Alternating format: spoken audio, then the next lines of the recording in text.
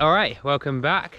It's the second part of the fencing video. So today we're going to be looking at how the wire and the netting gets put onto the fence. So yeah, let's get back and join Davey and Shane and see what they're up to.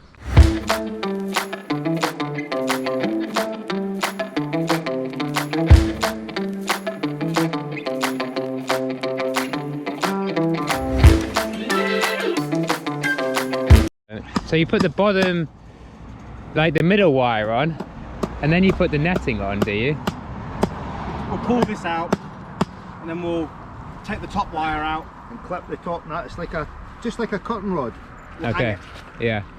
So the top net goes out, top line goes out, then we lift that up and clip it to it, so when we pull it there's no snags, it just pulls really nice.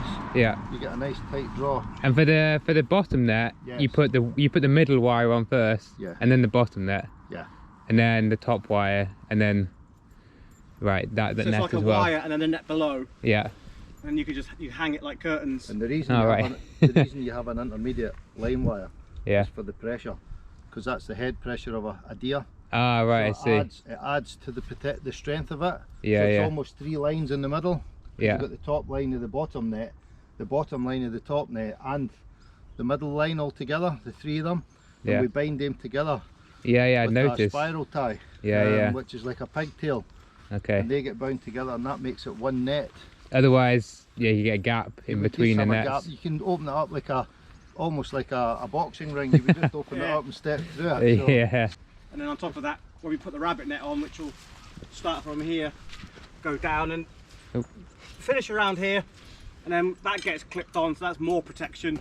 Yeah, it's because they get clipped on all three wires as well, and then that gets pegged down, and all the foliage grows through it, and it just disappears. Yeah, yeah, that's what we want. They're just pulling the top wire to the end now, and then pull it tight. So is it a special knot you use? Yeah, don't look at this one, no. I'm not looking too closely. Yeah, normally you can just go and it just snaps.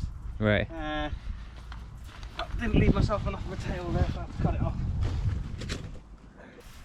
What we always do is every strainer, any bits of metal cut-offs, we always leave next to the strainer, so we always know where they are, and at the end we get a big bucket and then we collect them all. Okay. We're always conscious of staples and bits of metal in farmland, because the last thing you want is a vet bill coming through. Yeah, yeah. Well, I've trodden on a nail in the forest before, gone into my foot. Yeah. You want to avoid that. There you go.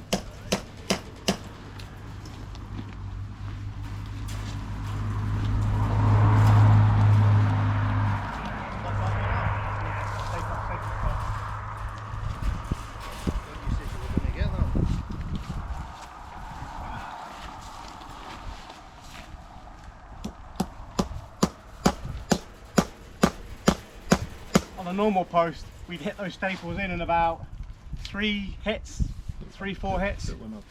And these wood's so hard, but even chiseling the stay holes, putting the staples in, like one staple's 10 hits. Odd. And I've got tennis elbow now, it's killing me. Oh man, Yeah, we're gonna get another bill. So hard. Never seen a post like it. What do you call this thing that's like putting the wire around the net and the top wire? This little contraption you got here. Oh, a clip gun. A clip gun, okay. Yeah. So some people call them hog clips. What's the actual name for these? These are hog clips, are they not? Okay, so this always happens where you cut the top wire halfway along. You need to put the tensioner on it. Right. This is a radicer. A radicer. Yeah. So if you burn it through, you keep the radicer in, pull it back, make a tail.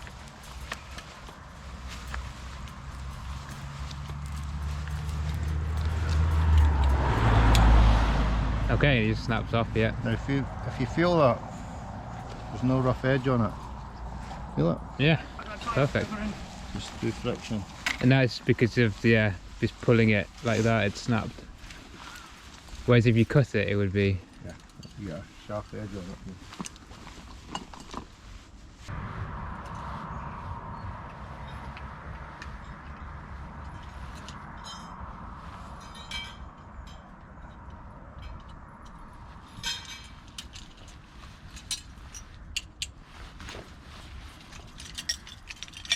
So the contraption you're taking off now, what do you call that?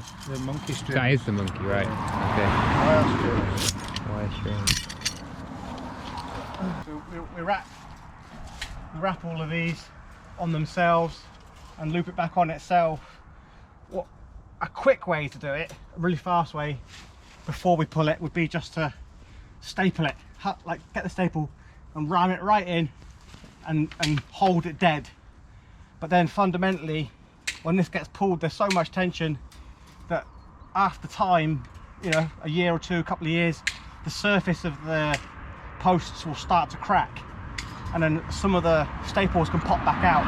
So if the entire tension of your fence is resting on staples, it's not a very good fence. Basically, you'll lose the tension in the fence, which So the tension, is the problem. so the net's holding itself up. So we don't use, the only staples we use, we put a couple of staples in just to place the net, and then that's it, and then it's done properly, then it's secure, it will last for years. Yeah. If you just hard staple it, it's not ideal, it's not the best. So once you've done this, you're going to be basically tensioning the top net. Yeah, what we always do personally, now there's other ways to do it. Let's say this was a 300-400 meters stretch or whatever. Yeah. You can leapfrog to wherever your end point is, and what a lot of fencers will do is they'll pull it from one end to the other, and they'll pull. So the final pull, the whole fence is pulled at one end, and the issue with that is the point you started at, where you rolled out originally, would be looser here and tight as a guitar string at the end that you finish on. Okay. So what we do is we tie off on this post, tie off on the other end, bring the nets to the central point, 100, 200, 300, whatever it is, and that way all the nets are being pulled to the center, so you have an even dispersion of the pressure. So one end of the net is just as good as the other end of the net, and then you don't have any issues. So in the middle of the net, you're cutting it like you did on the top wire? Yeah, we cut it, and then we use gripples, and the gripples, one, they connect it, and then secondly, it means that, let's say next season, after you've had some hot and some cold, and then the net will kind of expand and shrink. If it gets a bit baggy, you can just get the gripple tensioners and tighten it. So you can put the clamps back on, give it another pull, and then just tighten it all up, and it's as good as new. Right. So it always gives you the option, or if an animal, they're forever rubbing on it, like not here, but cows are a nightmare for it. They just rub, and they can start stretching it a little bit. Yeah. And then again, you can just tension it all. So the gripples just mean you have future adjustment if you need it. But that's it. So they're all just tied on themselves, and we pull that, no staples at all, and then it can't come undone. So this is just pig tied, or pigtails we call those. The key with this one is, because this is a high tensile net, and this is an LHT, a light high tensile, this is much more light, it's a lot softer, so we don't want to tension this one to the same degree we tension this one. So why do you use like a lower grade on the top? Because it's lighter. Okay. It's nearly half the weight of this one. And it doesn't need to be so strong? No, this one obviously is the animal stopper, and this one is just stops them jumping. Right. Makes sense.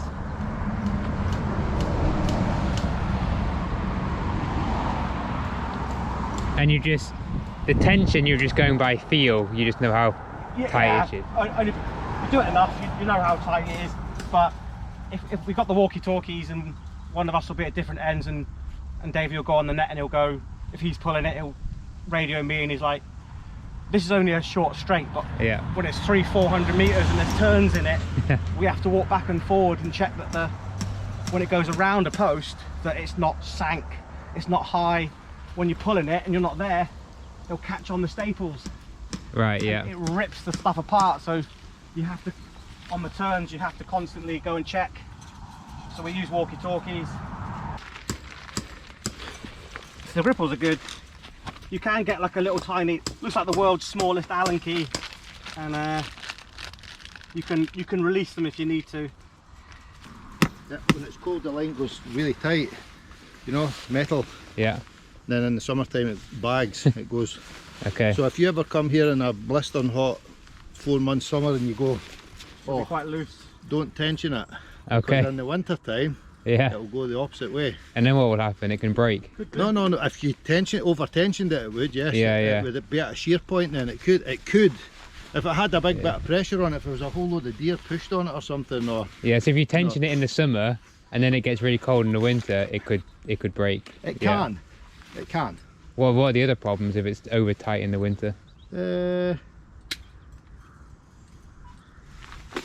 Well, if it's very tight, if you build a fence in the winter time and it's tight, Yeah. in the summer it's going to go slack, isn't it? Yeah. But it doesn't.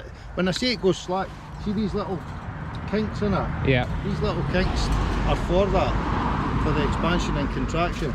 Okay. They take up, because you look at that on every one of them over 100 metre length. It's quite a lot of movement it gets in it. Yeah, You yeah. with me? And that's what they're designed for.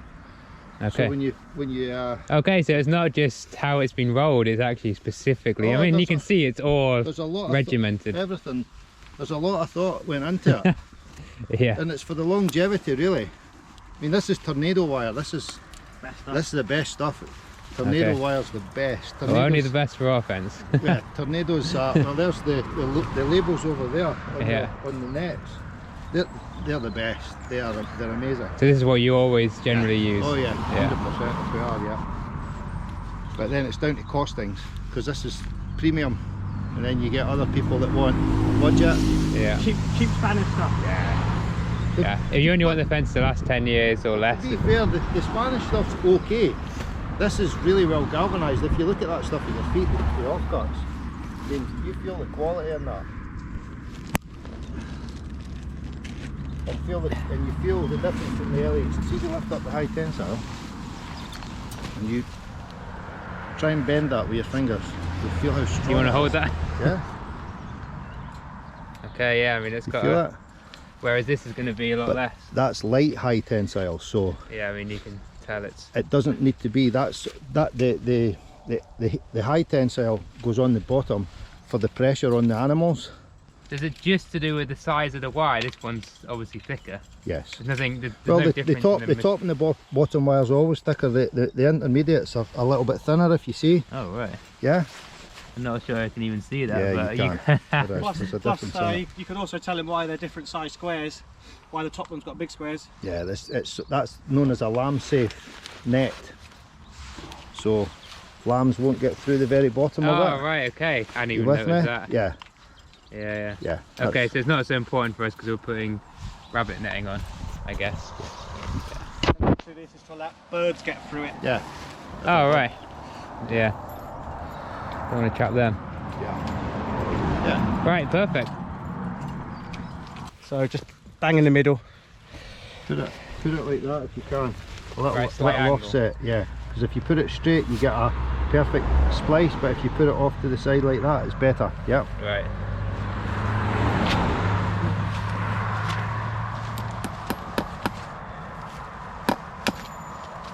Good start. Just remember, you're on a £4.50 an hour contract. I said it's going to take me a minute. I've already had 15.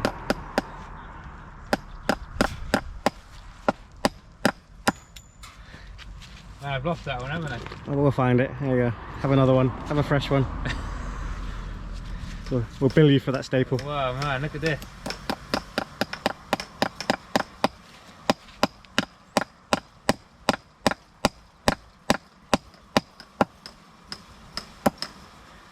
As a £100 hammer, the hammer's good.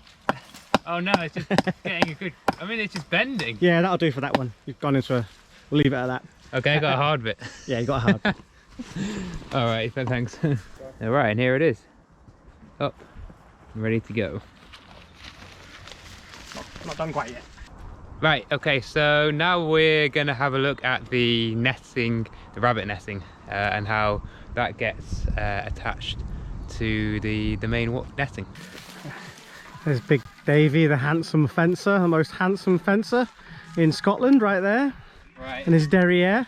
So this, And then we have the apprentice and then from the job centre. Not too low. You don't want to be straining your back. this. About there. So about it there where you're at a comfortable pace, yeah?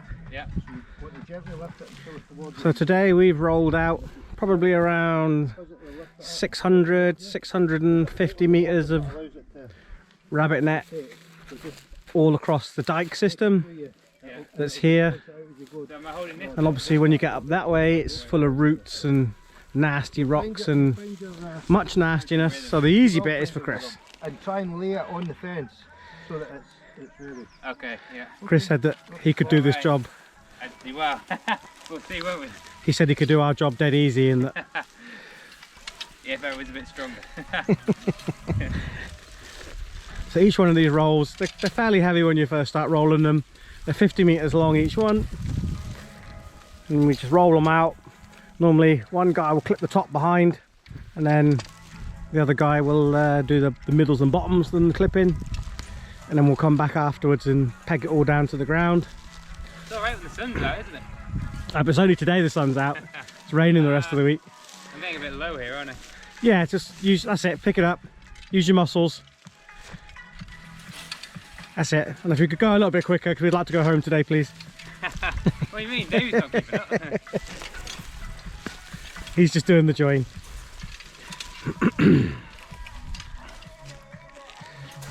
Obviously, 50 metres. This beautiful handmade deer fence made by the best fencers in the whole of Scotland.